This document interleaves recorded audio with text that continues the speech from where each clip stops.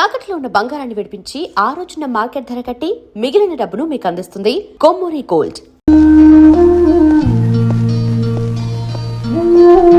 ఇదేమిటి గౌరెక్కడ?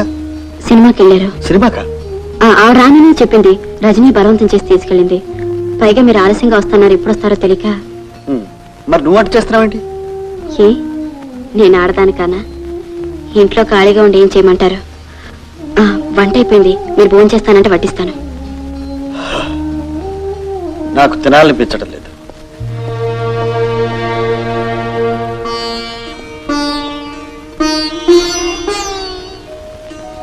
ఎందుకు తినాలని లేదు? ఎందుకు? నా మనసేం బాగుండలేదు. ఎందుకని? రంగనాథ్ దగ్గరికి వెళ్ళొచ్చు. మీరు వెళ్ళారా? ఎందుకు వెళ్ళారు? నా బలవంతం మీదగా ఈ పెళ్లి కొప్పుకున్నావు. నీ పెళ్లి ఇలా అయిపోతే?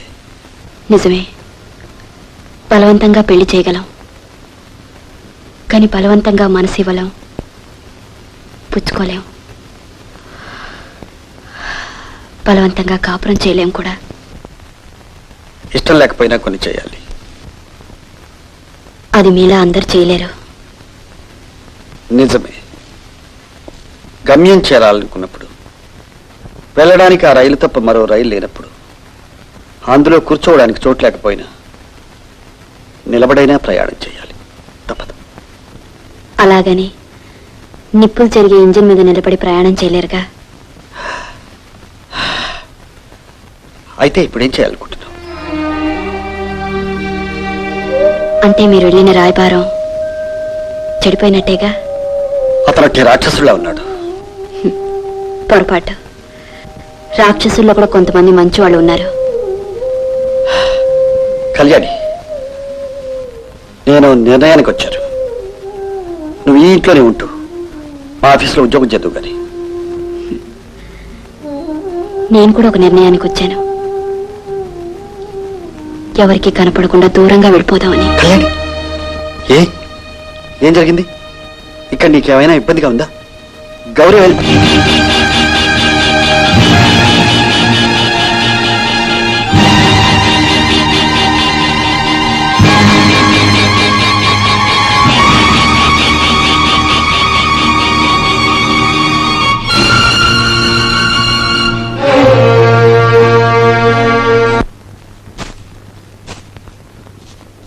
మీ ఆయన ఏం చేస్తుంటాడు?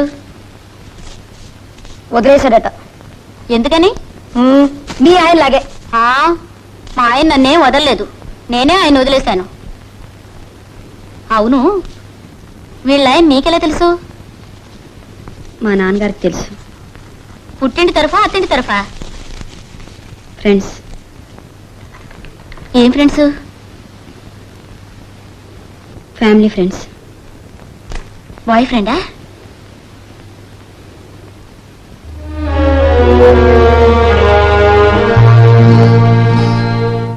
కూర్చోండి. ఏమిటి సార్ అది? మీ మామగారు చనిపోయినాటికి ఆయన తాలూకు ఇన్కమ్ ట్యాక్స్ రిబేట్ కూడా ఒకటి కోర్టులో ఉంది. దాన్ని కోర్టు వారు ఒప్పుకున్నారు. ఆయన గారు లేరు కనుక ఆయన కూతురు గాని మనవడు గాని ఆ డబ్బుకి హక్కుదారులు అవుతారు. ఏమాత్రం ఉంటుంది సార్ ఆ డబ్బు? దగ్గర దగ్గర 10 లక్షలు ఉంటుంది. 10 లక్షలా? అమ్మా, చంపేశారండి. దాన్ని ఇంట్లోంచి పంపించేశానే. ఆవిడ సంతకం పెడితే కానీ డబ్బు రాదు. ఈ మాట నిన్న చెప్పుండకూడదండి. ఏ? నిన్న చక్రవర్తి గారు వచ్చి బ్రతిలాడిపోయాడు. ఈ సంగతి ముందుగా తెలిసింటే కాస్త బెట్టి చేసినా ఒప్పుకునేవాడిగా. చచ్చా, సర్లేండి, నా భార్య కదా, నేను రమ్మంటే వస్తుంది. వస్తుంది వస్తుంది. మీరు ఈ సంగతి ఎవరికి చెప్పకండి.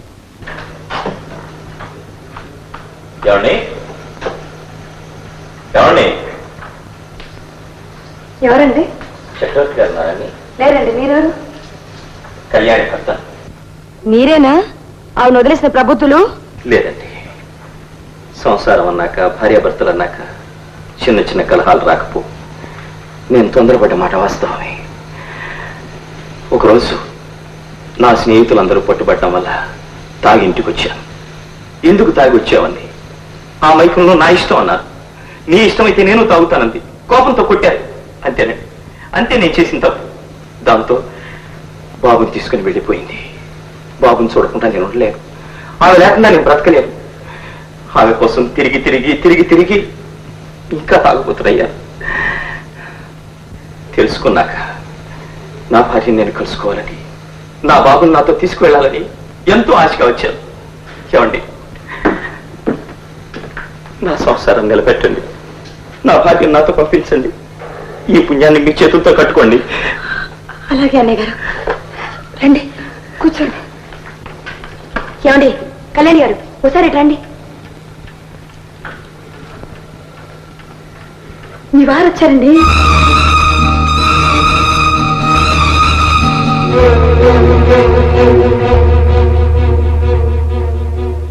ఏంటండి అలా చూస్తున్నారు?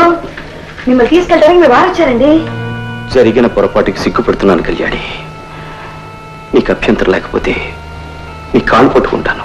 చూచే అవే మాట్లాడే గారు, భార్య కళంలో భర్త పట్టమేంటి? ఆయన ఎంత బాధపడిపోతున్నారో చూడండి. ఎవరే? వాళ్ళ ఆయన చూడండి, దీన్ని చూడండి. దీని మొక్క తాగుతాడు, దీని కళ్ళ ముందే తిరుగుతాడు. ఇదే వదిలేసింది, అయినా ఆయన ఎన్నోసార్లు కబురు చేసింది. వాడు వచ్చాడా? రాలేదు. ఆయన పెద్ద మనిషి కాబట్టి తనంతా తానే వచ్చాడు.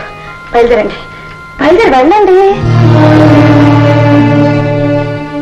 క్షమించండి, నేను వెళ్ళను. కళ్యాణి, నువ్వు ఆ మాట అంటే నేను ఇప్పుడే ఇక్కడే ఆత్మహత్య చేసుకుని చచ్చిపోతాను. అయ్యో అన్నయ్య గారు, అంత మాట అనకండి. నీకు తెలియదమ్మా, నా బాధ నీకు తెలియదు. అయ్యో ఏమే, ఎందుకు వెళ్ళవా? శ్రీరామచంద్రుడు సీత లాంటి మా తల్లిని అడవిలో వదిలేస్తాడు. రాముడు ఎప్పుడు పిలుస్తాడా పరిగెత్తుకెడదామని ఆమె ఎదురు చూసింది. ఏ నువ్వు ఆవిడకన్నా గొప్పదానివా? రాముడు సీతను అనుమానించాడు, అని నిన్ను అనుమానించాడా? అవమానంతో కుమిలిపోతున్నాడు. రాముడు సీత సీరాన్ని శంకించాడు. ఇక్కడ అన్నయ్య నా భార్య నా బిడ్డ అంటున్నాడు. తను తప్పు చేశాను ఒప్పుకుంటున్నాడు కదా. ఎంతకన్నా మంచి మొగుడు ఇక్కడ దొరుకుతాడే. బయలుదేరి వెళ్ళు. మీకు ఇష్టం లేకపోతే చెప్పండి, నేను వెళ్ళిపోతాను. అంతేకాని అంత మాత్రం నేను వెళ్ళను. ఏమిటే వెళ్ళనంటావు? సార్ జుట్టు పట్టుకు లాక్కెళ్ళండి.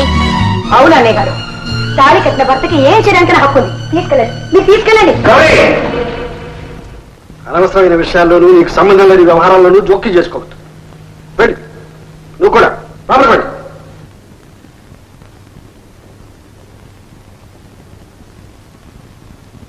ఏమయ్యా, నువ్వు తాళి కట్టిన భర్తవా? ఎప్పుడు కట్టావు? ఎక్కడ కట్టావు? ఎలా కట్టావు? ఎవరికి కట్టావు? మొన్న నువ్వేమన్నావో గుర్తుందా? నాకు దేవత లాంటి భార్య ఉంది, ఈ రాక్షసుని ఎలా తీసుకెళ్తాను అన్నావు. ఇప్పుడు ఈ రాక్షసుని తీసుకెళ్ళి ఎలా కాపురం చేస్తావు? ఆ బిడ్డకు అన్యాయం చేయొద్దని ప్రతిమానితే ఆ బిడ్డ నా బిడ్డే కాదన్నావు. ఇప్పుడు కాని బిడ్డను తీసుకెళ్ళడానికి ఎలా వచ్చావు? ముందు వీటన్నిటికీ సమాధానం చెప్పు, ఆ తర్వాతే మిగతా విషయాలు మాట్లాడతాం. ఏం సమాధానం చెప్పమంటారు? ఆ రోజు నేను ఎక్కువగా తాగేశాను, అంతే. మీరు మాట్లాడేది ఏది అర్థం కాలేదు. దాంతో అర్థం లేకుండా నేను మాట్లాడేశాను.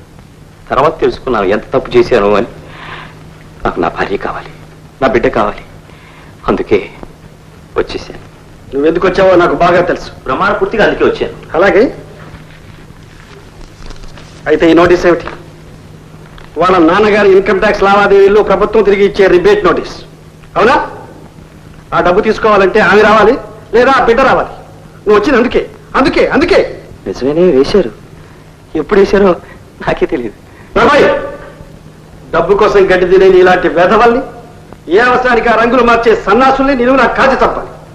జడ వెళ్ళు. మళ్ళీ ఆమె కోసం ఇంటికి వచ్చావు, మర్యాద వెళ్ళు.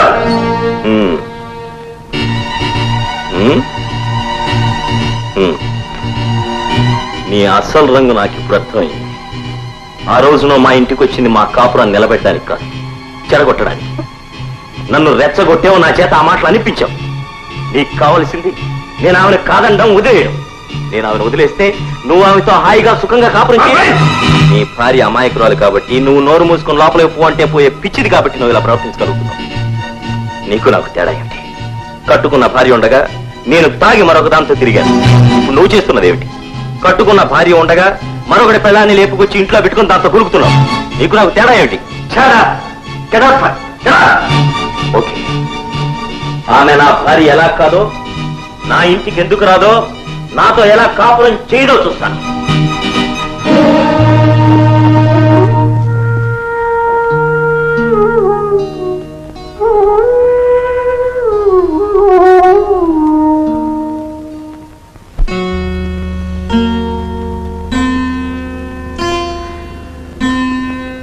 పరువు పోకూడదని మీరు మగవారు కాబట్టి తాళి కట్ట భర్త కాబట్టి ఇందాక నోరు మూసుకున్నాను. నిజం చెప్పండి, దానికి మీకు ఏం సంబంధం? గౌరీ చెప్పండి, ఏం సంబంధం? గౌరీ ఎందుకు అరుస్తావు? ఎందుకు అరవకూడదు? ఎందుకు అరవకూడదని అది ఉంటుందా? వింటే మీతో కాపం చేయరా? గౌరీ గౌరీ ఏమిటి అర్థమే మాట? నేను మాట్లాడేది కాదండి, ఇందాక అతను చెప్పిన ప్రతి పదానికి అర్థం చెప్పండి. మీరు ఎవడో వెధవ చెప్పిన మాటలన్నీ నోటికొచ్చినట్టు మాట్లాడు. కాస్త అర్థం చేసుకో మాట్లాడు. అర్థం చేసుకోవాల్సిన నేను కాదండి, మీరు. నా స్థానంలో ఇంకెవరైనా ఉండుంటే దాన్ని నడపట్టి గంటేసేవాళ్ళు. వెళ్ళి రోడ్డున పోయేవాడు ఎవరైనా అడగండి. ఎవరితో మొగుడు వదిలేసింది దాన్ని తీసుకొచ్చి నా ఇంట్లో బెడ్రూమ్ లో స్థానం ఇచ్చాను. గంట అరగంట టైం దొరికినా దాంతోనే కూర్చొని మాట్లాడతాను. దాని మొగుడు వచ్చి పిలిచినా పంపించకుండా నా ఇంట్లోనే ఉంచుకున్నాను. దీన్ని నా భార్య అపార్థం చేసుకుంది. రేపంటారా తప్పంటారానని. ఎవరైనా అన్నం తినేవాడైతే నోట్లో గట్టి పెట్టిపోతాడండి. గౌరీ నా కోపం తెప్పించు. ఇదన్నమాట మీ నిర్ణయం. నేను వెళ్ళిపోతే మీరు దాంతో సుఖంగా ఉండొచ్చు. సరే, అలాగే వెళ్ళిపోతారండి. ఇప్పుడే ఇప్పుడే వెళ్ళిపోతాను. నేను వెళ్ళిపోతాను. గౌరీ మరేంటిది గౌరీ? నువ్వు ఒక ఆడదాని వయ్యింది సాటి ఆడదాన్ని అర్థం చేసుకోవడానికి ప్రయత్నించా. నేను అతని దగ్గరికి వెళ్ళా. నీ భార్యను తీసుకోవడమని చేతులు పట్టుకుని బతిమాలాను. ఆమె నా భార్య కాదన్నాడు. ఆమెకు నాకు ఎలాంటి సంబంధం లేదన్నాడు. పైగా నాకు ఆమెకు సంబంధం కట్టాడు. ఎందుకు కట్టాడు? నిజంగా ఒకటి కట్టాడు. అలాగే అలా అన్నవాడు ఈ రోజు ఇక్కడికి ఎందుకు వచ్చాడు? మనసు మార్చుకుని ఉంటాడు. మనసు మార్చుకుని కాదు, డబ్బు కోసం వచ్చాడు. ఆమె వచ్చి సంతకం పెట్టకపోతే ఆ డబ్బు వాడికి దక్కదు. అందుకే వచ్చాడు. గౌరీ నువ్వేమన్నా అనుకుంటా, మన బిడ్డల మీద ప్రమాణం చేసి చెప్తున్నాను. ఆమెకు నాకు ఎలాంటి సంబంధం లేదు. నా మాట నమ్ము ప్లీజ్. ఇక నమ్మకపోతే నీ ఇష్టం.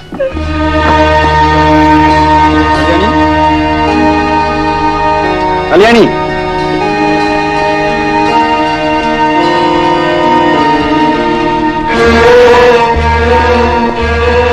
కళ్యాణి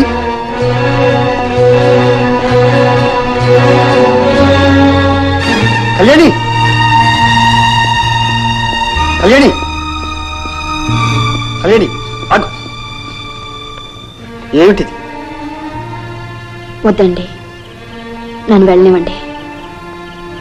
ఇన్నాళ్ళు మీరు ఎక్కడున్నారో తెలిసి కూడా నా గురించి మీకు తెలియకూడదని దూరంగా ఉన్నాను.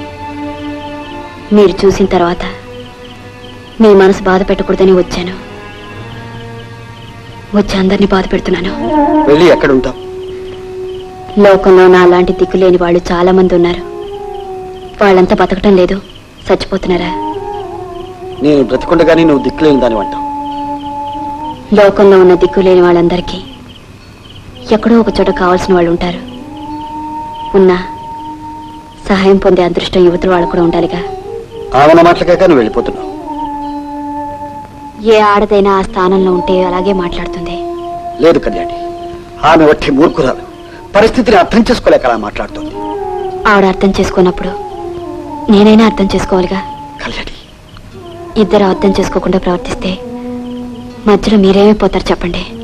ఏమీ కాదు, నేనేమైపోయినా పర్వాలేదు. ఆమె స్వార్థం కోసం నువ్వు రోడ్డున పడ్డానికి వీల్లేదు. ఏం జరుగుతుందో జరుగుతుంది, నువ్వు మాత్రం వెళ్ళడానికి వీల్లేదు. మీరు పొరపాటు పడుతున్నారు. నేను తీసుకుందే సరైన నిర్ణయం. కాదు కళ్యాణి, నువ్వు వెళ్ళిపోవడం అంటే నన్ను అవమానించడమే. ఏమండి? అవును, నువ్వు కేవలం ఆమె మాటలకే విలువించినట్లు, ఈ ఇంట్లో ఆమెకే స్థానం ఉన్నట్లు. కళ్యాణి, నిన్ను ఈ ఇంట్లో ఉంచడానికి పోషించడానికి నాకేమాత్రం హక్కు లేదు.